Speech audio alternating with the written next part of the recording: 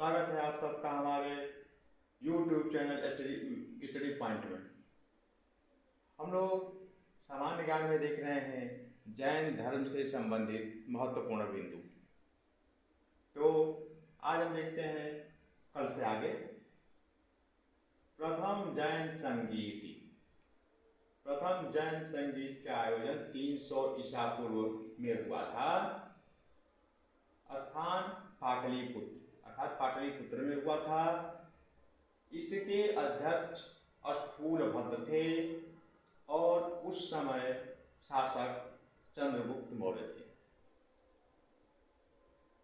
अर्थात प्रथम जैन संगीत का आयोजन 300 ईसा पूर्व पाटलिपुत्र में स्थूलभद्र के नेतृत्व में हुआ था और उस समय शासक चंद्रगुप्त मौर्य। द्वितीय जैन संगीत का आयोजन 512 ईस्वी में वल्लभी नामक स्थान पर हुआ था। वल्लभी कहाँ है? गुजरात में है। इसके अध्यक्ष देवर्धि क्षमा श्रवण थे। यह क्वेश्चन बहुत आता है जैन संगीत से।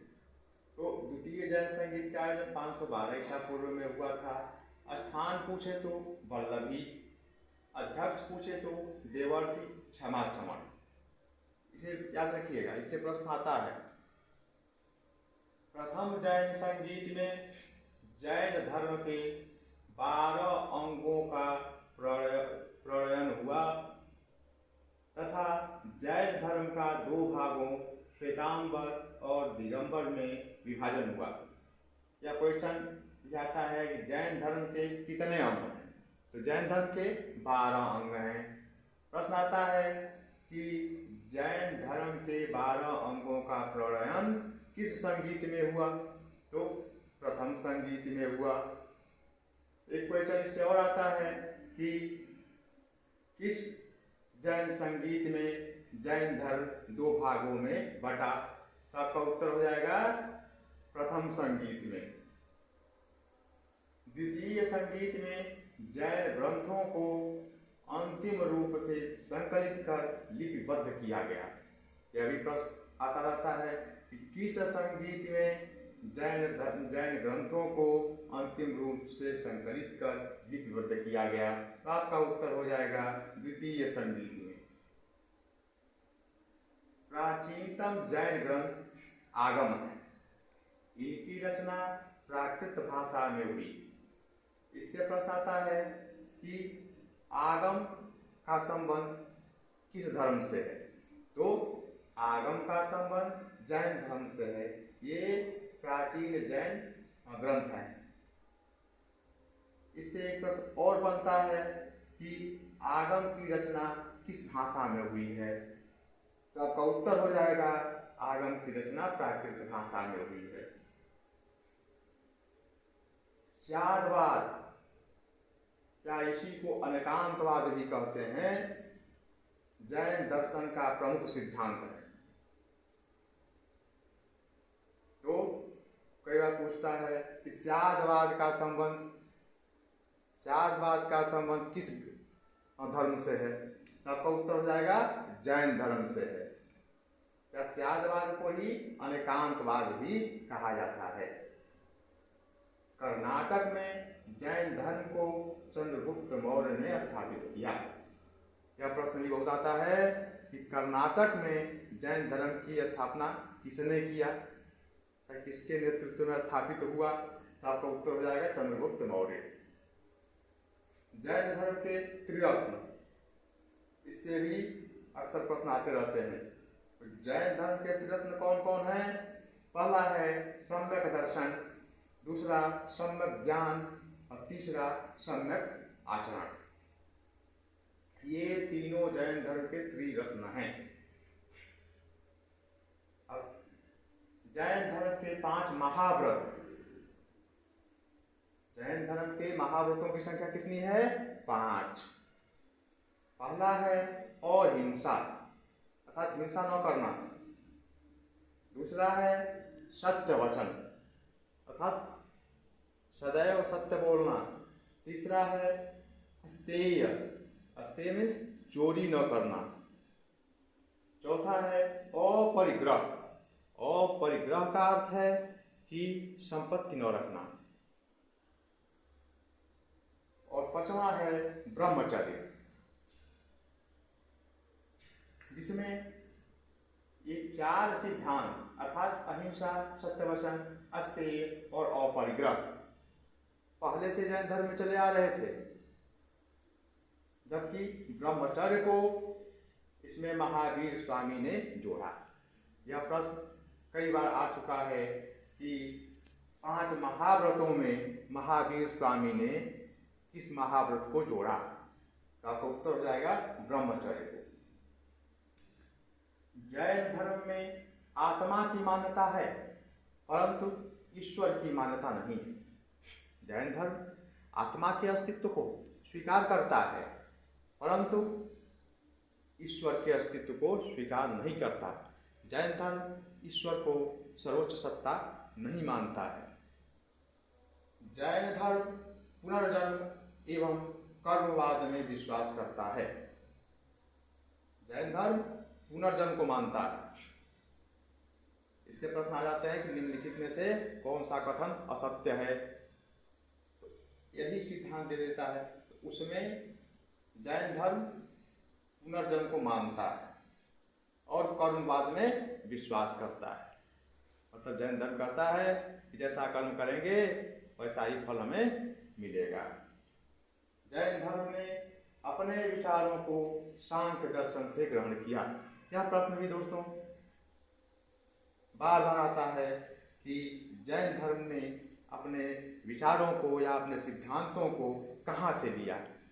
तो जैन धर्म ने अपने विचारों को सांख्य दर्शन से ग्रहण किया। को स्वीकार करने वाले राजा, इससे प्रश्न आता रहता है।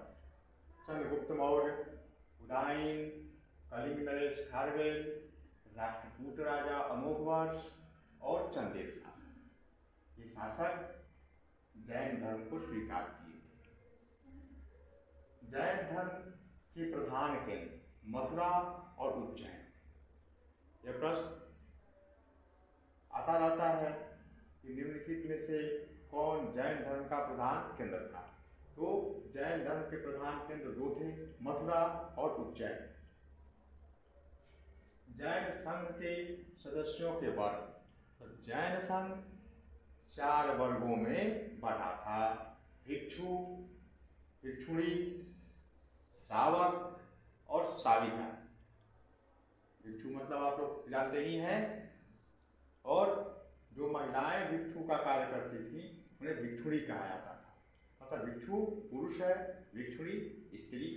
श्रावक गृहस्थ धर्म व्यतीत करने वाले पुरुषों को श्रावक कहा जाता था और महिलाओं को श्राविका कहा जाता था। वसादि कर्नाटक में जैन मठों को कहा जाता था। यह प्रश्न भी आता रहता है कि वसाद क्या था। तो वसाद कर्नाटक में जैन मठों को कहा जाता था। जैन धर्म के अनुयायी युद्ध एवं कृषि के विरोधी थे, क्योंकि जैन धर्म मुख्यतः अहिंसा पर आधारित है और युद्ध में भी हिंसा होती है और कृषि कार्यों में भी हिंसा होती है। कुछ जीव जंतु मरते रहते हैं कृषि कार्य में। इसलिए जैन धर्म के अनुयायी युद्ध और कृषि के विरोधी थे। जैन ग्रंथ आचरांग सूत्र में महावीर स्वामी द्वारा की गई कठोर तपस्या का वर्णन मिलता है। जैन साहित्य में 12 अंग, 12 उपांग, 10 प्रकरण, 6 छेद सूत्र, 4 मूल सूत्र, अनुयोग सूत्र और नंदी सूत्र की गणना की जाती है। इससे भी प्रश्न आता रहता है।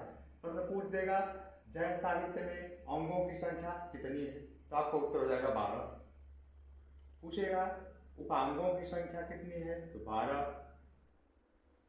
जैन साहित्य में प्रकीर्ण की संख्या कितनी है, 10। जैन साहित्य में छेद सूत्रों की संख्या कितनी है, तो आपका उत्तर हो जाएगा 6। जैन साहित्य में मूल सूत्र कितने हैं? तो आपको उत्तर हो जाएगा 4। जैन ग्रंथ कल्पसूत्र की रचना भद्रबाहु ने संस्कृत में किया। इससे मुख्य रूप से 2 प्रश्न उठते हैं। पहला प्रश्न उठता है कि जैन ग्रंथ कल्पसूत्र की रचना किसने किया? तो आपको उत्तर हो जाएगा भद्रबाहु ने किया। दूसरा प्रश्न बनता है कि कल्पसूत्र की रचना किस भाषा में की गई है? तो कल्पसूत्र की रचना संस्कृत भाषा में की गई है।